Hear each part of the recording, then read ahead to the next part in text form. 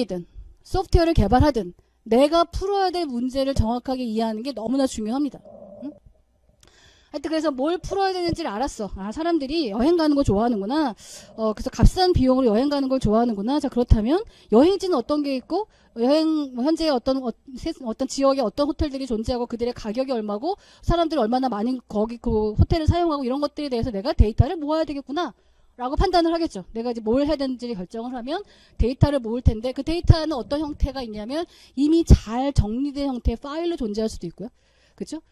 아니면 어떤 데이터베이스, 어떤 시스템, 이미 운영되고 있는 온라인 시스템이 있었어. 그 온라인 시스템 안에 잘 저장되어 있을 수도 있고, 그리고 그냥 인터넷에 어딘가에 흩어져 있는 것들을 모아야 돼. 각각의 호텔들이 운영하고 있는데 그 호텔들의 사이트에 있는 그 정보들을 긁어와야 돼. 그럼 이제 웹 스크롤링을 해야 되겠죠. 웹 스크롤링 하는 뉴스를 할 수도 있고 SNS 할 수도 있고 블로그를 할 수도 있고 여러 가지 데이터들을 긁어 모아야 될 거고 센서가 설치되어 있다면 센서 데이터를 획득하기 위한 방법을 설정해야 될 거고 사람들이 어떤 수요를 갖고 있는지 서베이를 할 수도 있는 거고 데이터를 모으는 방법은 굉장히 다양합니다. 자, 그런데 저렇게 다양한 방법으로 모은 데이터들은 같은 모양을 하고 있지 않겠죠. 그렇죠? 데이터베이스인 녀석이나 파일인 녀석이나 IoT 센서로 센서로부터 읽어온 데이터랑 서베이한 결과랑 웹 스크롤링 하는 거의 데이터들이 같은 형태일 리가 없어요. 다 다른 형태의 데이터들이야. 근데 그 하나의 인공지능 모델이 먹어야 돼. 그러니까 어떻게 해야 돼? 걔가 먹을 수 있도록 가공을 해야 되죠.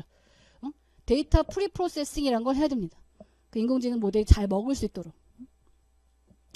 그래서 빠진 데이터, 그러니까 어떤 항목들이 10가지 항목이 있는데 그 10가지 항목에 다 채워져 있지 않을 수 있어요. 자, 그럼 빈자리를 어떤 값으로 대체할 건지. 그 다음에, 보통 사람들이 한 30회, 1년에 한 10번 정도 여행 가지 않을까 생각했는데 어떤 사람은 50번씩 여행 가, 60번씩 여행 가. 혹은 호텔 가격이 한 10만원대 보통이 아닐까 했는데 어떤 호텔은 뭐 만원대도 있고, 100만원대도 있고, 뭐 극단적인 값들이 있을 수 있어요. 얘네들을 무시해야 돼? 얘들을 고려해야 돼? 이제 이런 고민에 빠질 수 있는 거죠. 그리고 어떤 호텔들이나 여행지를 설명하기 위한 어떤 그 속성들이 많이 있다고 할 때 이게 다 필요한 거야? 정말 중요한 게 뭐야? 뭐 이런 것들을 골라내야 되는 거고. 이거 나중에 다시 또 할게요. 다시 이야기하지만 데이터 사이언티스트라고 하는 직업은 굉장히 멋있어 보이지만 사실은 이거에 굉장히 많은 시간을 들여야 되는 거고 자, 그래서 데이터를 다 모으고 나면 데이터를 어느 정도 가공하고 나면 쳐다봐야 돼. 어떤 게 중요할까? 여기에 어떤 모델을 적용해야 될까? 이 데이터들은 어떤 특징을 갖고 있지? 라고 하는 분석을 해야 됩니다. 데이터를 탐색해야 돼. 데이터를 탐색해. 이렇게 쳐다보고 저렇게 쳐다보고 위에 쳐다보고 아래 쳐다보고 이렇게도 그림을 그려보고 그래서 다양한 방법으로 데이터들을 얘와 얘의 관계는 어떻게 되고 쟤의 관계는 어떻게 되는지 여러 가지 그 관계들을 분석하고 그 다음에 가시화시켜서 어떻게 흩어져 있는지 보고 그리고 그 중에서 또 정말 중요한 이 데이터를 구분하고 데이터 데이터를 이해하는 데서 정말 중요한 요소가 뭔지를 뽑아내는 이런 작업들을 해야 되는 거죠. 이게 진짜 굉장히 중요한 거고요. 그래서 특히나 또 이제 EDA 이런 데이터를 탐색하는 데 있어서는 정말 전문가, 그 도메인 전문가, 내가 풀고자 하는 문제의 도메인 전문가적인 지식이 굉장히 중요한 거고 그들과 잘 소통을 해야지 의미 있는 분석이 가능하겠죠. 자, 그래서 데이터를 쳐다보고 이렇게 쳐다보고 저렇게 쳐다보고 했더니 이거는 CNN이 좋겠네? 이거는 SVM이 좋겠네? 이거는 PCA가 좋겠네? 뭐 이거는 그냥 트리 형태로 분석하면 되겠네? 뭐 이런 식으로 이제 모델을 선택할 수가 있는 거고 선택하고 나면 하이퍼 파라미터 사람이 설정해 줘야 되는 것들을 설정하기 시작하는 거죠. 그 다음에 데이터 여기서 획득하고 가공했던 그 데이터들을 마구마구 털어넣어서 머신러닝 알고리즘이 학습을 하게 하고 그 다음에 테스트 데이터를 가지고 잘 했는지 평가를 해야 되겠죠. 자, 그런데 분류의 경우에는 정말 정확하게 판단했는지 우리가 딱 이름을 보고 알 수 있죠. 그렇죠? 정밀하게 평가했는지 뭐 이런 것들의 평가 지표가 있을 수 있습니다. 지금 제가 설명하려고 하는 건 바이너리 클래시피케이션이에요. 포저티브거나 네거티브이거나 0이거나 1이거나 이제 두 가지 분류에 해당하는 경우에 설명하려고 합니다. 이게 쉬우니까. 설명하기 쉬우니까. 자, 트루 포저티브라고 하는 거는요. 포저티브가 트루한 거예요. true negative라고 하는 건 네거티브하다는 게 true한 거야. 즉 어떤 그 인공지능 모델이 머신러닝 모델이 포지티브하다고 판정했는데 그게 맞은 경우가 true positive야. positive라고 판단한 게 true인 거야. true negative는 negative라고 판단한 게 true인 거야. 그 다음에 false positive는 positive라고 판단한 게 false인 거야. 그러니까 positive하고 판단한 게 틀린 거야. negative인데 positive라고 판단한 경우가 false positive인 겁니다. 그 다음에 false negative라고 하는 건 negative라고 판단한 게 틀린 거야. 그러니까 원래는 positive인데 인공지능 모델이 negative라고 판단한 경우에 false negative라고 합니다. 자, 그래서 진단 키트가 포지티브 두 줄이 빨갛게 나오면 이제 양성을 하는 거잖아요. 그렇죠? 자, 진단 키트에 포지티브라고 써 있지 않고 두 줄 나오는 거. 나왔을 때는 코로나에 감염됐다는 의미인 거고요. 그다음에 진단 키트는 두 줄이 나오거나 한 줄이거나. 그래서 두 줄 나와서 포지티브라고 판단하거나 한 줄밖에 없어서 네거티브라고 판정하거나 둘 중에 하나죠. 그렇죠? 자, 그래서 코로나에 감염된 사람에 대해서 이 진단 키트가 포지티브라고 두 개의 줄이 나왔어. 그러면 이거는 트루 포지티브인 거죠. 그렇죠? 감염된 사람이 포지티브라고 판정을 했으니까. 그 다음에 코로나에 감염되지 않은 사람에 대해서 한 줄밖에 안 나왔어. 이 경우는 트루 네거티브인 거죠. 이 사람이 음성이라고 판정했는데 맞는 거야. 그러니까 트루 네거티브고. 근데 코로나에 감염된 사람인데 네거티브라고 나왔어. 줄이 한 줄밖에 안 나왔어. 이 경우는 네거티브라고 판정했는데 그게 틀린 거죠. 그러니까 이거는 false 네거티브인 거고. 코로나에 감염되지 않았는데 두 줄 나왔어. 그러면 포지티브라고 판단했는데 그게 틀린 거예요. 그러니까 이거는 false positive인 거죠.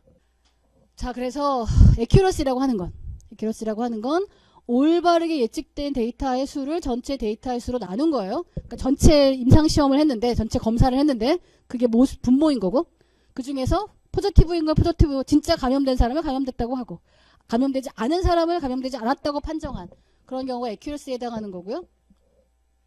그 다음에 리콜이라고 하는 건 실제로 포지티브 진짜 코로나에 걸린 사람을 코로나에 걸렸다라고 판정한 비율이 리콜인 거야.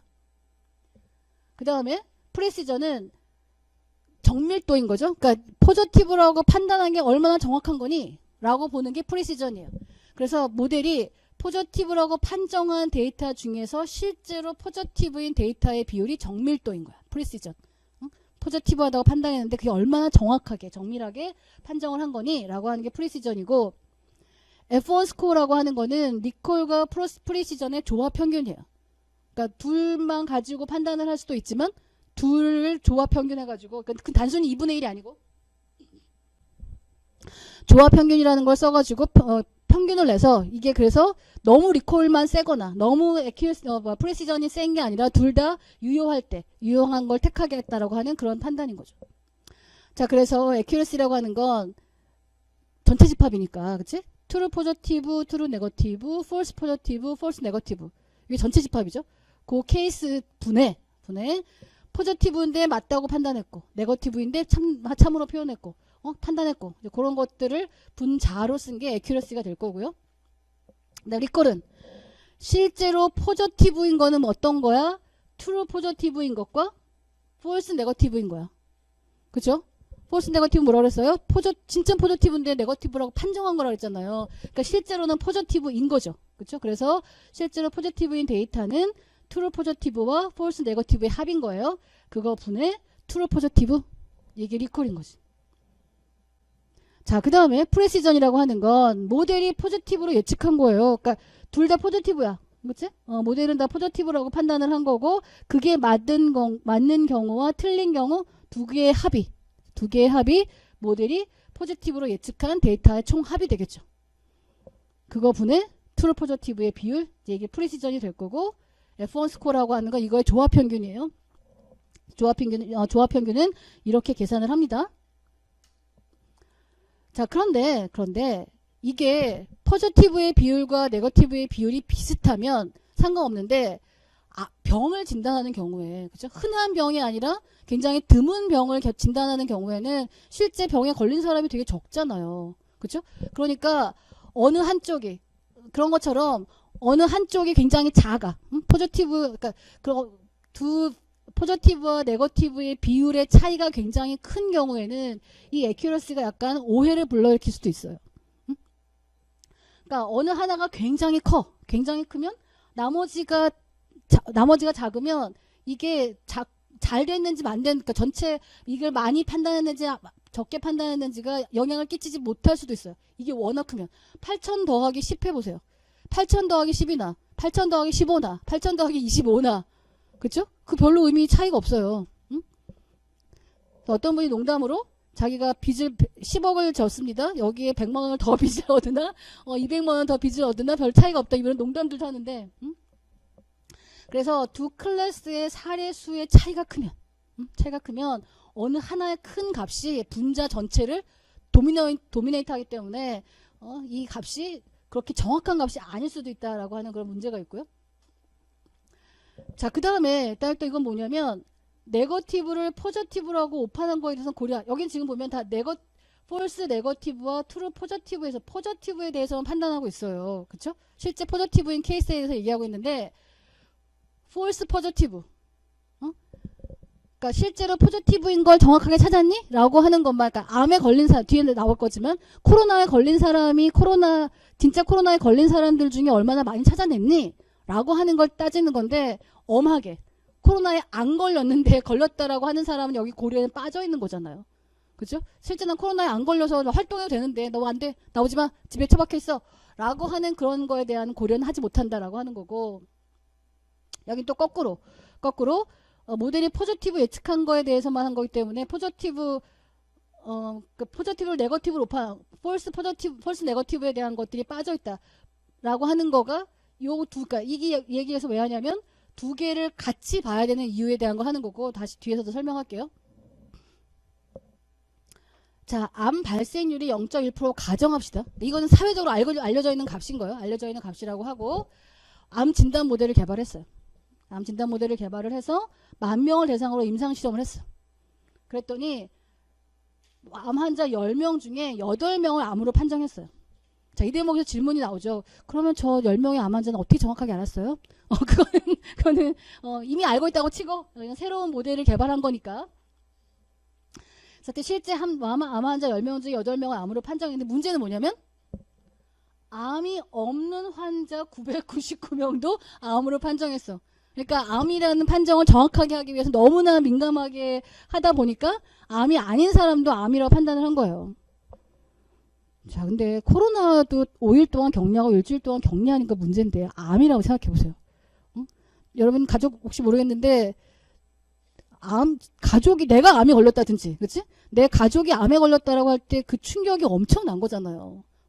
이 999명은 어마어마한 충격에 휩싸였을 겁니다. 암이라는 판정이 나왔을 때 설마라는 건 하겠지만 야, 이게 뭐야? 10명 중에 8명이니까 굉장히 암에 걸린 사람을 정확하게 찾아내는 것 같은데 엄한 사람을 이제 암으로 판정하는 거잖아요. 자, 그러면 이거가 뭔가 마음에 석연치 않은데 이제 수치화해서 정말 이 진단 모델이 쓸만한지 아닌지 우리가 판단하고 싶은 거죠. 자, 이 진단 모델을 상용화하는 것이 타당할까? 암 환자 중에서 암으로 진단한 10명 중에 8명을 진단했고 아닌 사람을 2명으로 진단했고요. 10명을 뺀 몇 명인가요? 10,000명이었으니까 9,990명인가요? 그 중에서 암이 없는 사람인데 암이라고 999명을 진단을 했고 나머지 사람들이 암이 없는데 암이 없다라고 진단을 했어요. 그래서 전체 암으로 진단받은 사람이 1,007명인데 그 중에 8명은 진짜 암이고 나머지 999명은 암이 아닌 거죠. 야, 이게 뭐야, 그치? 자, 그래서 암이 아니라고 했습니다. 그쵸? 암이 아니라고 네거티브라고 판단했는데 사실 이 사람은 암 환자예요. 그러니까 이제 폴스 네거티브인 거고 얘네들은. 그 다음에 암이 없는데 암이라고 진단했어. 이건 뭐라고? 포저티브라고 판단했는데 그게 틀린 거잖아. 그치? 그러니까 폴스 포저티브인 거죠. 자, 에큐러시라고 한다라고 하면 전체 임상 실험을 10,000명을 했고요. 그 중에서 요거의 합인 거죠. 그렇죠? 암이 없는데 걸렸는데 암이 있다고 했고 암에 안 걸렸는데 안 걸렸다고 판단했고 그래서 이렇게 판단이 됩니다. 그래서 에큐러시다라고 표현할 수 있겠죠.